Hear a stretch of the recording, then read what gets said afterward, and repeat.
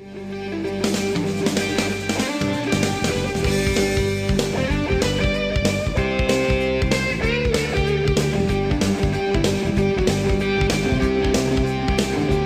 welcome back. It is Extreme Results Radio.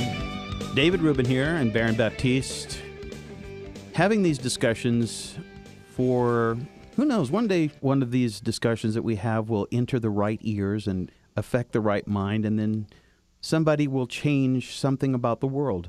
And that's, I think, my purpose for doing this is just to find that one person who can hear and then understand and then go deeper, specifically for them to awaken the knower within, to that super consciousness, to the doorway in the present.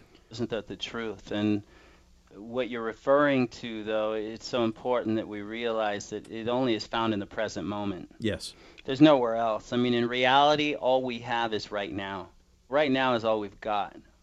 And any kind of growth and the ongoing connection with our God, our spiritual life is really in the right now. And that expands into the future and who we become. But essentially, it's one peck at a time, each peck right here in the moment that leads to the bigger breaking of the greater shell that would enclose us from our connection to God. When you talk about being here now and then how that connects to the future, what occurs to me is that it's kind of a big concept to take in, but in the now, if people are able to understand what the now really means, well, it actually encompasses everything, including the future, including the past. So it's like the fork in the river where all the three come together and join into one. The present is everything, including the future, because in a literal sense, there is no such thing as a future. It's only imagined. A future cannot exist until it becomes now. So we can think about what we're going to do 2 weeks from now, and then when that time comes, we either do it or we don't. But by the time we get there, it's still right now. And so, again, that's a construct. The future and past are both constructs, and both of them are imposters. Because we aren't the sum total of our experiences. Well, we are until we realize that we don't have to be. And then we can't just think about, well, if I change this, then that will happen, because that's outcome-based thinking. And that's all based on a belief system. And so to be able to accept that everything that anyone could possibly ever need, including the future, is already here right now in this present moment, that is the most liberating thing that you can possibly comprehend. Because you don't worry about what's going to happen tomorrow. You don't even think about it. You know that there's things that you have to do. For example, you do boot camps. And so you know that in a couple of weeks you're going to do a boot camp, and there's preparations to be made, but you make those preparations in the moment, at one moment at a time, and you move forward each moment. And so it's like building a house. One brick at a time, the house gets built.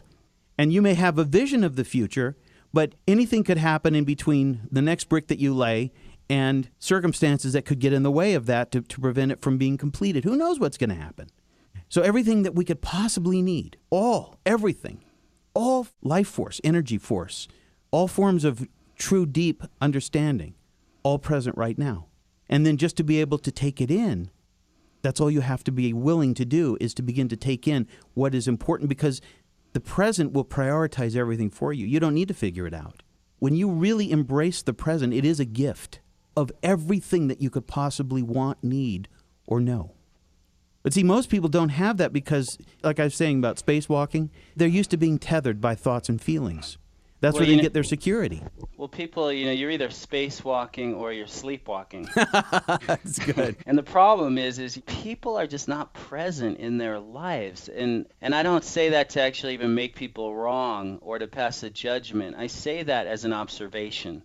And one thing that you maybe can relate to, David, is that, as you become more present in your own life and in your own being, you really can see where other people are not present. And you can almost say, oh, well, I used to be like that. I can see where I was and how far I've come, and I just take it as a blessing, and I'm grateful that I feel like, wow, like somehow little angel has been watching over me.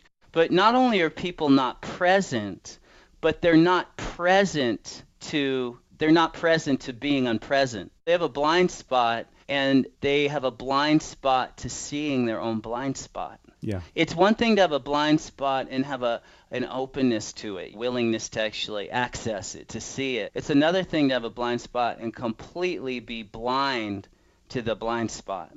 It's like a person who goes to a movie, and then the theater gets dark, and then your mind is just directed toward the screen.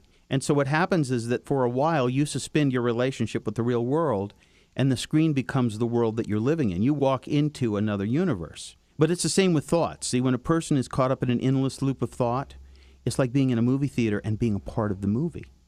And that's why people sometimes like to go to scary movies because, they get that shock when something happens that's unexpected. You see, an objective person cannot possibly be scared by a scary movie because they're in the moment. They're not going to be caught off guard because they're consciously aware of themselves in the theater, knowing that that's a theater experience, that they're not in the movie. They're not playing a role in the movie. They're not being stalked by the bad guy or the monster.